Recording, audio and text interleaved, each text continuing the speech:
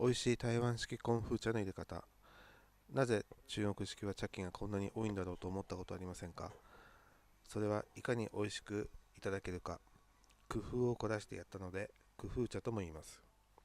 コンフーチャ、工夫茶は中国語読みでは全く同じで、おそらくどちらも正解です。では、一つずつ茶器を見ていきましょう。まずこれが基本の5点セットになります。茶壺と書いて茶風と言います。こちらは急須になります。茶会、茶風からのお茶を出し切って味を均等にさせるための茶器です。茶杯、これは湯飲みになります。門香杯と言います。これは香りを楽しむための茶器になります。